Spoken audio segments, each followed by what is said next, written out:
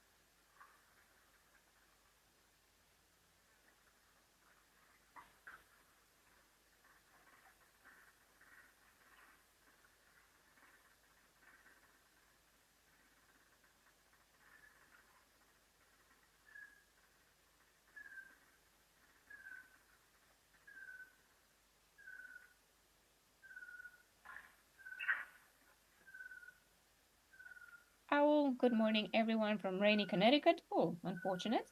Your cherry iced tea and warm berry muffins by your side. I feel like this has become a bit of a staple for you. Every time that I've been on the shows, I remember this cherry iced tea and the muffins, which sounds actually fascinating. I don't think I've ever had that, but maybe one day I'll be in a place that actually offers that, and that would be amazing. Jack the Where, you're saying the cheetahs are the fastest land mammals in the world. Yes, they are. Apparently you have lost my audio. If you hear a typing noise, oh no, okay. Because while we all chatting together, I actually have a chat that we speak with the guys or, on the other end of the screen just to make sure that we can take care of any tech issues that might be there, but you guys didn't lose me. We're there. I think Tammy is pretty chill. What do you say, Eggsy? Should we go and have a look at something else? I think this little beautiful bundles of joy are just all bundled up, not doing too much. And I mean, to be fair, they're newborns. What else are they made to do other than sleep and eat and potentially poop? That is something that is very basic across the board for all the animals. Fastest one, biggest ones, the little ones just tend to need more, especially the ones of the cats. As you may have noticed, they are born lions, cheetahs, leopards, and like the smaller cats, they are born with their hyenas not. There might be the exception. Wild dogs also, in like the cats, they are born with their eyes closed and their ears closed. So it takes some couple of weeks to develop and for them to actually open their eyes. And they tend to be quite beautiful and blue, just like a newborn baby. I think most of the newborn babies that I've seen, they have very light eyes, and then as they grow older, then their eyes turn into whatever color it is that they're meant to have. You guys. I think we are then gonna leave Tammy around for a little bit. She is looking very regal, seating like that, and we're gonna go to Safari Hook. Eggsy, we're ready. Take us across. And I'm gonna give it to Eggsy for a great sense of humor. He just said to me that there was a wildebeest. He didn't specify that it was the bum of a wildebeest. But why not? It seems to be quite a big wildebeest. I mean, I just wanted to turn, but there seems to be quite a set of horns on this wildebeest. No? Can you turn? Would you be so kind to show us what you're doing? And you see, I was chatting to you guys about the wind earlier. So definitely across the continent, especially in the southern part of the continent, we're swapping from our summer season to the winter season. I personally don't believe we have such a thing as fall or spring in southern Africa. It's more a suggestion than an actual long stage. It's not, we don't really have much of that. But the wind is definitely starting to become quite icy. And I'm pretty sure last week, people might not agree with me, but I'm pretty sure we had frost in the lawn the other day, which I was very excited about. I mean, it might take a while for us to see the rest of the things across the rest of the destinations, but I think Madikwe and those destinations, sort of like to the northern side of South Africa, will be an interesting one to look after. And Wangi also, Wangi is a cool addition. It gets very cold up there. It's just like on the, what do you call this? The not the outskirts of the desert, but it's the gradient between the desert and the savannah. Gradient? I don't know if that's the correct word. There is a word for it. I'm sorry, everyone. My brain is just not. Maybe it's the lack of coffee that is actually getting in the way. But those areas definitely, it gets very cold in the morning, Wangi in particular. And I mean, I'm talking probably around 32 Fahrenheit at some times of the year, 0 degrees Celsius. It can get quite chilly. So I'm sure it'll be pretty, and we'll start seeing, especially around the water holes where most of the cameras are, we'll start seeing more and more things, particularly in the middle of the day, because that's when most of the animals are gonna come from wherever it is that they've been hiding during the day, and then just make their way towards the watering holes. I actually cannot wait for, the proper winter, because you can already see how the colors are changing in this particular scene. The wildebeest is amongst like a sea of yellow, and some of the trees in the back still have leaves, but you can see it's almost, I don't know if you guys can, but like, can't you hear the scene that we're looking like? It just feels crunchy. Everything's starting to dry out, which is pretty cool. I'm very much looking forward for the beautiful light of the winter. I must say, now that we're seeing this wildebeest sideways, it's looking in fairly good condition overall. Amanda, you're saying hi all, welcome. Welcome. Thank you for joining us. We love it when we have more people joining us on Safari. And then Zygote, you're just saying chill, just chilled water. Yeah, just chilled water is what we're going to have all around. But it'll be pretty nice.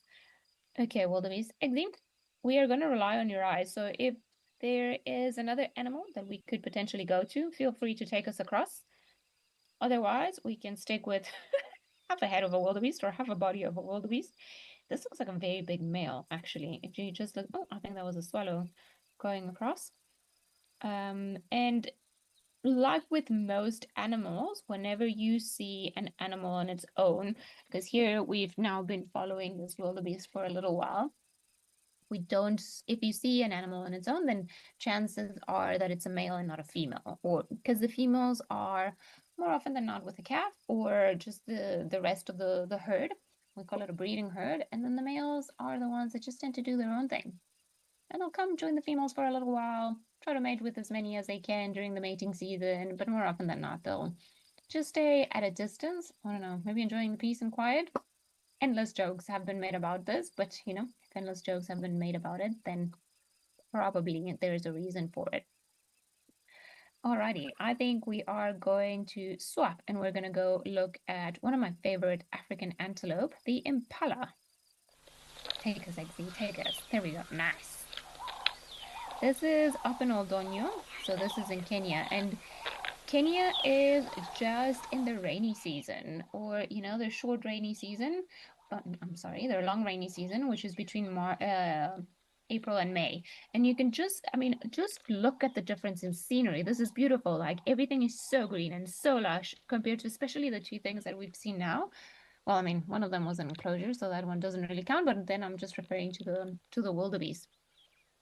And these two impala are sparring, which is interesting because I thought maybe we were gonna go look at something else. But now in East Africa, because the rainy season is a little bit different, we don't really have set breeding seasons for the impala as we do in Southern Africa.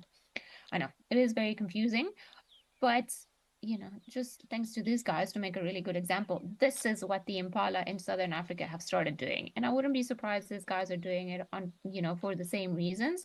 So impalas go through a rut, and then the males, they have to, although they're not territorial year round, they will have a dominance and a hierarchy within the areas that they live in.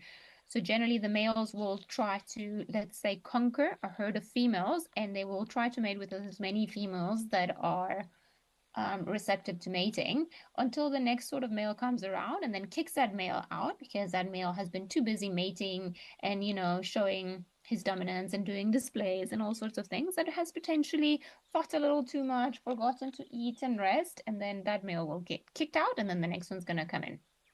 So funny enough, I was having this conversation with another friend, Kelly. I'm sure you guys remember her from some of the Africam shows, that the rutting season hadn't started yet. I mean, it is May, but last year, as early as sort of end of April, mid-April, we started hearing, and they make this very guttural noise, and it's, yeah, it almost sounds like a burp, I want to say. And if you're on foot, a lot of people think that it sounds exactly like a lion. So if you are walking and you hear the impala, then it can get quite scary because you assume something's going to come and eat you. But they make this noise and then they come and they fight each other, and it sometimes it can get pretty vicious. I mean, these guys that we're seeing, there's a level of violence, but it's not as bad as it can get, because sometimes you'll see them going at each other and they even end up stabbing each other, especially if the one male sort of retreats and decides that it's lost, then it runs away.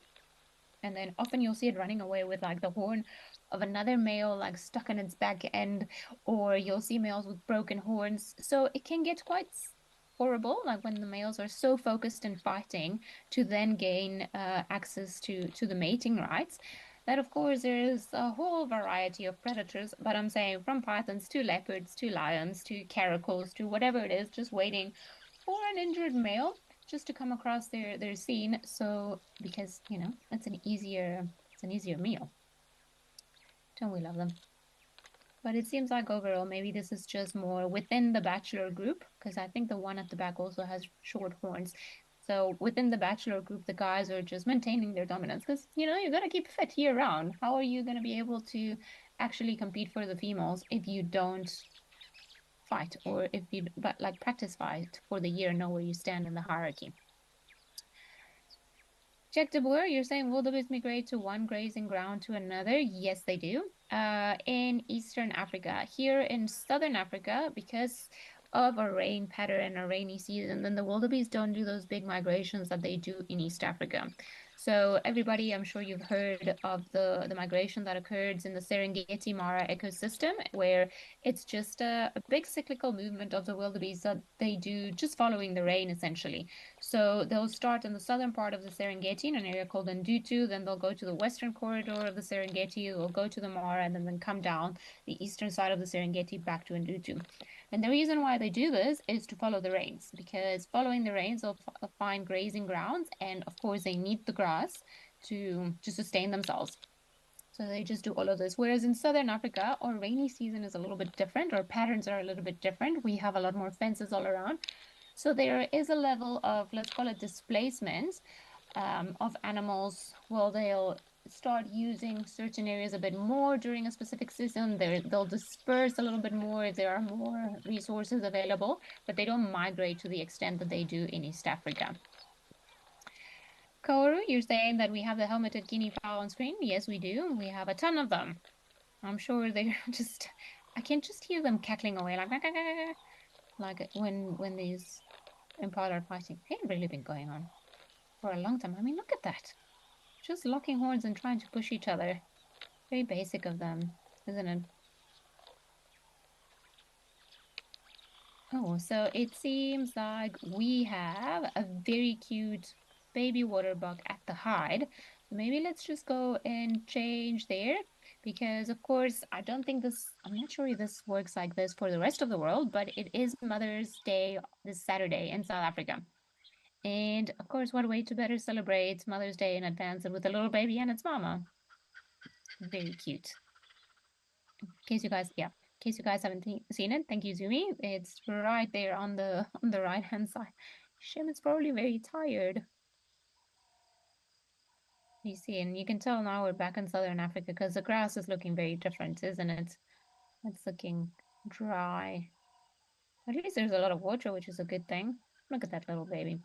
So with waterbuck, again, the females will be around their youngsters when they're very little, very much like Tammy the cheetah. They will leave their youngsters hiding in the long grass, and they'll come back to suckle it. And as the youngster gets older, then it'll follow them. Because waterbuck, they are very particular about the type of grass that they eat as they get older. So it's generally grass that is high in protein, and they need a lot of water. So they're always, oh, hello, baby.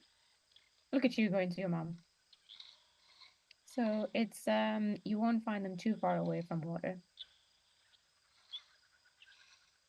Oh, Amber, thank you very much. You're saying you're waving hello with coffee and you're saying you're having a great show and that you're enjoying it very much. Well, thank you. I'm glad that I could have this experience with all of you. I really do love just the cameras. And I don't know if you guys know this, but I'm a very keen photographer. I love taking photos of animals and people. But this is what then led me when I did my master's in conservation. I wanted to do something with cameras. So it ended up being about camera traps and leopards. But I just find the camera traps, I am slightly obsessed with them and camera traps and remote cameras because it's so fascinating what you can see. And I mean, if you guys, I recognize a lot of names, a lot of us like are around this quite constantly. It's so lovely because you never know what you're going to see. And then you just get these glimpses into a different life of all of these animals that sometimes you wonder, and look at that baby. Shame. Has it been a long day, little waterbuck? Although just by looking at it, I'm a little bit cold just being there. I must say though, and I've had this conversation with some of my other friends, waterbuck are adorable, but they're also some of the fluffiest ones. So I'm sure in one of the other cameras, if you get lucky, just have a look at a Nyala, a baby Nyala, and then at a waterbuck. I think that is my contest for the cutest and fluffiest antelope of them all. I think think Nyalas have the fluffiest tails of them all, but something about how plushy a waterbuck looks like. So the mother is not too far. She's just out of screen, but she wouldn't leave this youngster. Not quite there, especially not near the water, because in other areas there might be rivers or even in dams, or it could be like big crocodiles. And of course, the water is always a dangerous place because lions and leopards will come to drink water. So I'm sure as the mother decides that she's done feeding around this area, then she'll likely move the calf. Hopefully, she'll be a good mother and moves the calf. Otherwise, we definitely know who's not getting the mother's award this year. I love them. They're so sweet. I'm actually so excited for winter this year. It's gonna be, I think, last winter in some areas we had, especially in the Hoedspruit area, had a very, very hot winter. So it was nice, but it wasn't as nice. It's just something about freezing on morning game drive. And this year, I think I think I'm probably gonna regret this, and you guys will probably hear me moan the rest of the winter about how cold it is. But I mean, there's just something about the light and some of the magic that is there. The days just feel different in winter, which I'm very excited about. Oh, look at that precious little waterbuck. And they have the nicest heart-shaped nose of them all. I think this little one is so tired. Oh no. Tired but alert. I mean, I wouldn't put it past a couple of months of age. Where are you going?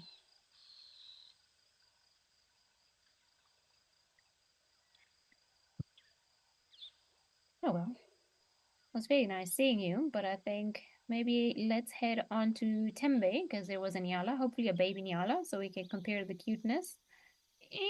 Well, it seems like there might be a baby Nyala in the process.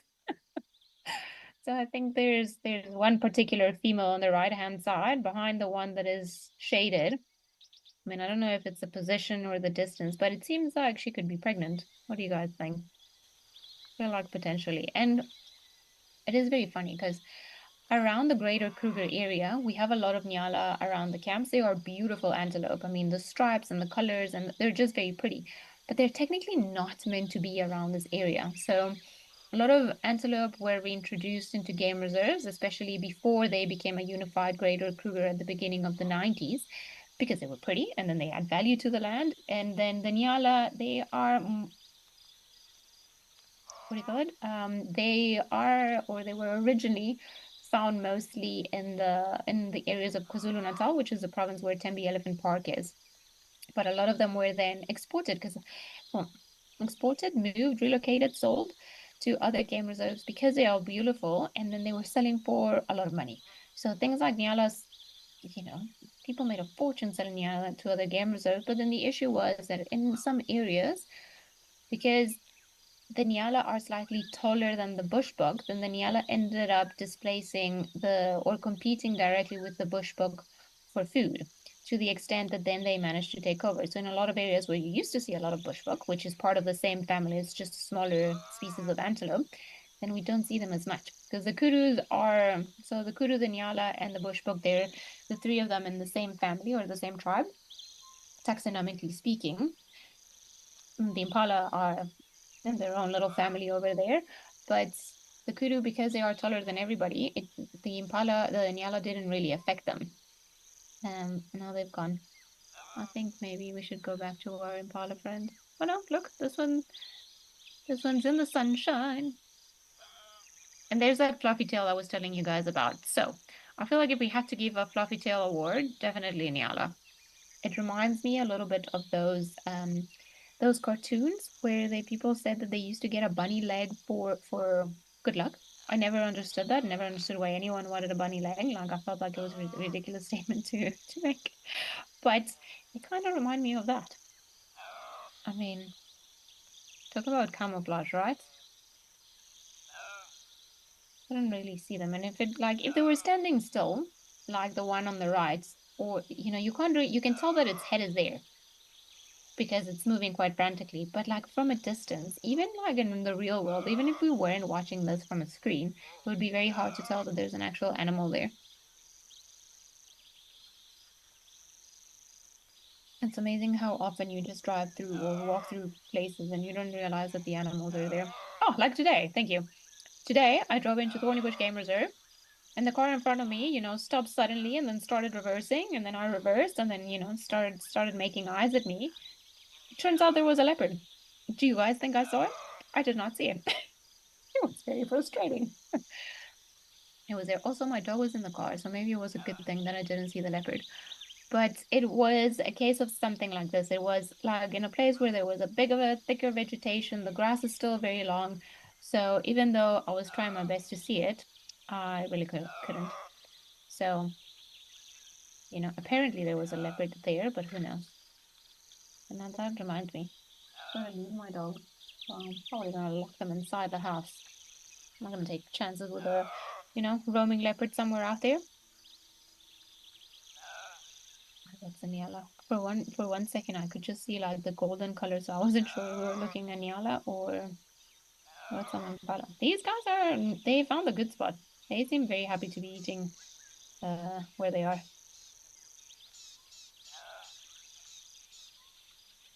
Sure, seems like we've had a fair amount of babies. I mean, this female on the right also seems to be pregnant and happy. Maybe I just have pregnancy craze and I'm seeing all the females pregnant just because we started the show with Tammy the cheetah and her cubs.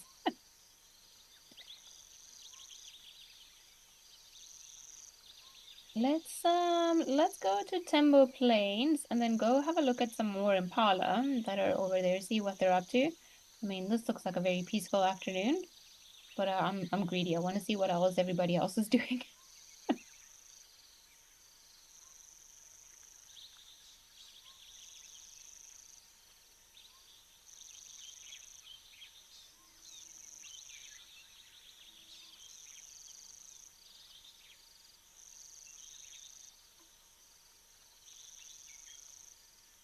Alrighty, we are not going to Tembo Plains. We're gonna go back to Wangi with some elephant. On y va. Oh, hello. I was wondering when one of you big mammals would show up. Young boy. Why the attitude? Who's there that's bothering you? Is it the wind? I mean, it doesn't look particularly windy.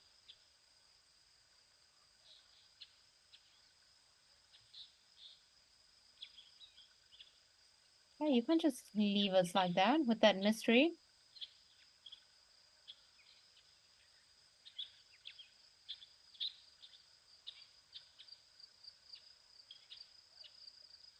I wonder where it's going.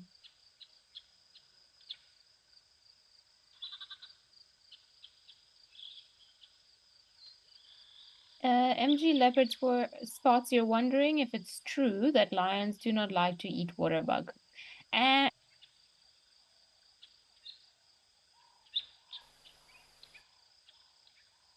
it comes from is from us humans, actually. So waterbug, because they have aquatic habits more so than some of the other antelopes, they have sebaceous glands, so glands that exude like this little fatty oil that keeps their coat from actually getting wet when they jump into the water, because they tend to be in the water more than some other antelopes, especially they're trying to escape from potential predators. So these glands, if as a hunter or a human that likes to eat waterbug, if you skin the animal wrong, then the smell, the taste, the oil goes into the meat, and then it tastes pretty foul. I've never tasted it, but that's what the rumors are, and I don't really want to test something or try something that everybody else says is disgusting. So for a long time, people actually believed that lions didn't like eating waterbuck because they didn't like the taste of the meal or the meat. But that's not technically true. I think I want to say it was in the 90s, maybe. They did a study in the Kruger because they were wondering about what lions would eat if it came close to a waterhole. And then they actually realized that lions in particular areas tend to eat more waterbuck than not because they are waterbound. So they have to drink daily. So they're an easier prey. So no, it's there's not really any connotation about the lions disliking waterbuck meat. We'll see them pretty much eat anything, and if it's an easy meal, then it's an easy meal. I think it's just mostly us humans that we don't like the taste of waterbuck, so we projected that onto onto other species. Oh, this is so nice at the hide, isn't it? Although I wonder why this elephant just like all of a sudden just got on a mission and then just went. This seems to be a young boy, and it's just like the way his body language, the way like he's turning, like every now and again. I don't know. There's something there that is not convincing. I don't know if it's the weather. I don't know if it's the noises of the birds, but something's irritating this elephant or not making it feel particularly calm. You see, also just look at the way that it's walking. It's just missioning.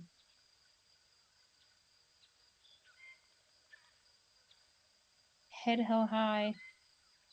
It doesn't seem to be too recent, but definitely secretion from the temporal glands, which generally points to a heightened state or, stress, be it good or bad.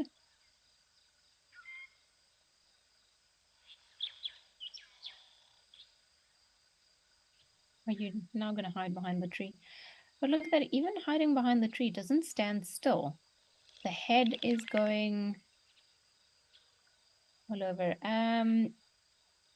Let's just stick with the elephant for a couple more minutes, Eggsy. I just want to see what it does before we leave it. Just because it's interesting behavior. There's something that either bothered or is bothering this elephant. I don't know. Maybe it could be the camera. It's definitely coming straight towards the camera. Although elephants are normally pretty chilled with the cameras, so I don't think this would be it, unless it's never been exposed to that and maybe it can hear the mechanical noises.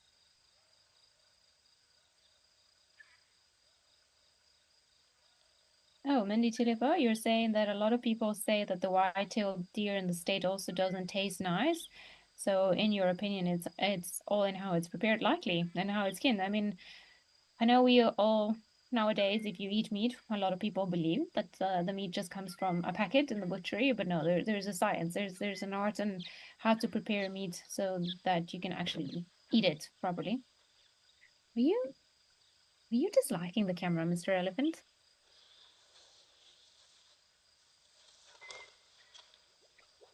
Even the birds are paying the price. I wonder what is going on with this elephant. This that we've seen has actually been quite interesting because he started on the other end and then he's just done a turn and look how he is. I don't know if maybe behind the camera potentially there's a predator. I don't know if there's a vehicle. I don't know.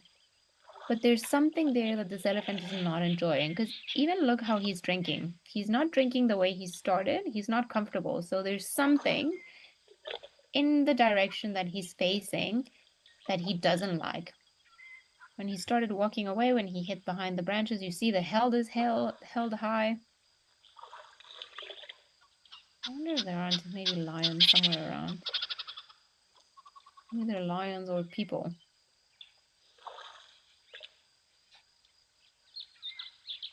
This is definitely not a relaxed elephant, is it? What's in the shade? There's a shade of something else coming. What is that on the right? I'm not going crazy. I hope somebody else saw the shade of something. Yeah, there on the right.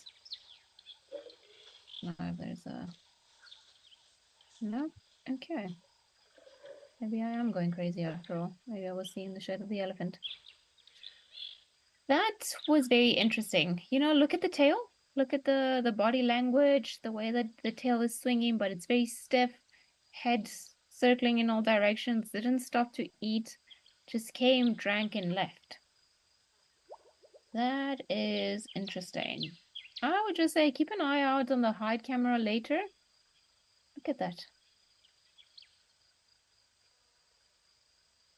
An elephant that knows something we don't. Okay, are you gonna go just hide behind the bushes again?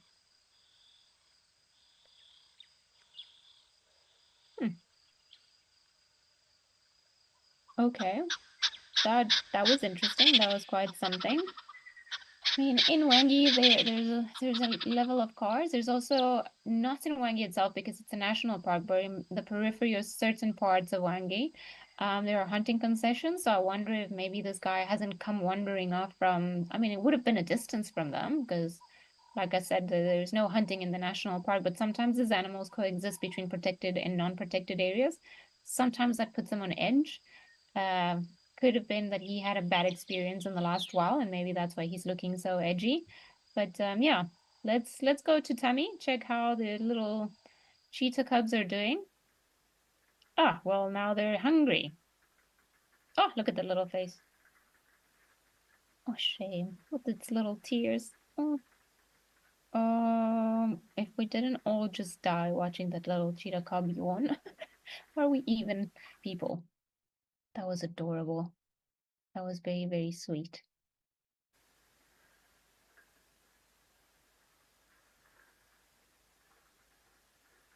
Howard Harner, you're saying good morning from the state of Kentucky in the USA and that you love the channel. Well, thank you. We are very happy that you love the channel.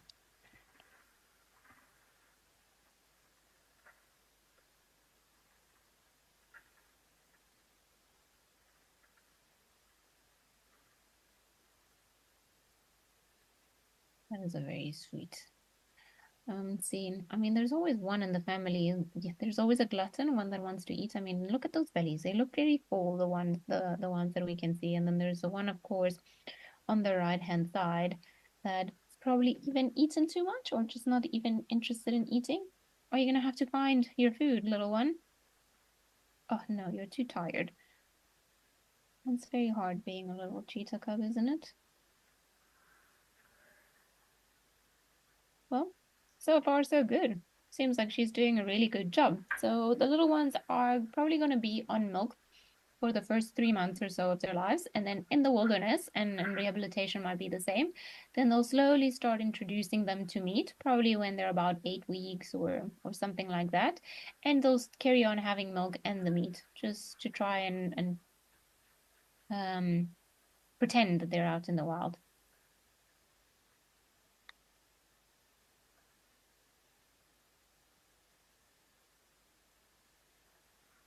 Oh, look at that little thing. Come on, you can find your food.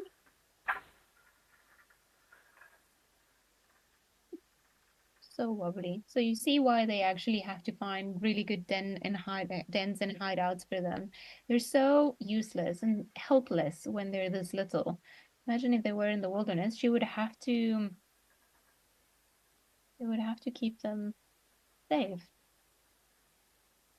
There's a question that is how many cubs can a cheetah mother give birth to at a time? Well, 4 is a good average. Not all of them survive. They can have bigger litters, but it's oh look, it's finding its way. Yay, well done. But because not a lot of them make it to pass a year, or they don't make it to adulthood, then a lot of them, unfortunately, they have bigger litters just to try and make sure that maybe there's one that makes it to adulthood. Hubert Harnett, at you are working watching the site. A towboat captain on the Mississippi River. Well, welcome. That is quite something different. I am a safari guide watching a cheetah and her cubs, although not too far from me, but far from where I am. So pretty cool what the internet world does and how it brings everyone together, isn't it? Oh, that is wonderful. Amanda VDL, you're saying they are so cute. Oh, sorry, guys, that is my WhatsApp going. No, it's not going anymore. You know, parents really have the best of timing, don't they? I'm sure Tammy's also going to be an annoying cheetah mother at some stage. The good thing is that she won't have a phone to chase after her cubs. We'll have to look after each other using all sorts of other things. Probably a lot of poo actually involved. A lot of olfactory communication involved in there. Look at that. He seems to be actually really patient. Okay. As I say that, she's just like, no, not truly comfortable in this position anymore. But I'm glad the little one, I mean, I want to think that it's actually suckling, but I don't know if it's suckling or if it's just like there, just wedged in there with the rest of its siblings. Are you even eating, little one? I'm talking about the one closest to us. Definitely looking, so hopefully, yes. And eventually, hopefully, you'll see that as they grow older, then their hair on their back is very white. A lot of people believe, or one of the theories is that is to imitate honey badgers or other predators from a distance, so that potential predators get deterred from actually trying to take them. And they're adorable. I mean, there is something to be said for little cheetah cubs. They really are really special.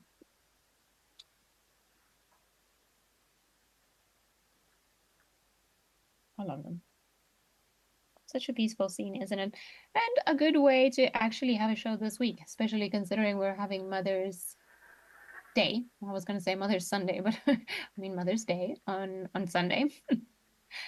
So it's a nice way to celebrate. And I mean the camera will be on, so hopefully we'll know how a cheetah mother celebrates her first litter. Oh, that is so lovely. I think we're gonna give them some of their privacy, and let's go over for the last couple of minutes with some rhinos at Founders and see what they're up to. Oh, hello. Look at you guys. You look naughty, the two of you. Look at that golden light. That is beautiful. And that reflection. Seems like a lot of animals were out and about today. That was pretty good. Everybody's just doing things today. Yeah, because the weather's nice and it's not super hot. Are you gonna come for a splash? Splish, splash. Oh no, you're leaving. Okay, well, that's unfortunate. I don't know if it's two young females or two young bulls. White rhinos are fairly more sociable than what we give them credit for. So sometimes you'll see young males after they've been pushed away by the dominant male or by their mothers because they're having the next calf, they'll associate with one another for a little bit of time, just, to keep each other company. And as they start getting older and then start having territorial needs, let's put them that way, then they will start push each other away and start hanging out with each other. Stop hanging out with each other is what I mean. Seems like it's two girls, actually. I couldn't see any dangly parts or dangly bits in between the back legs. I don't know if anyone could, but I feel like that was the way. Okay. I mean, talk about perfect timing. It seems like just as the rhino left, we're gonna have to say goodbye to everyone. But thank you for joining us in another show. I hope you all enjoyed it. It was really nice and really interesting seeing everything that's happening out there in the wilderness.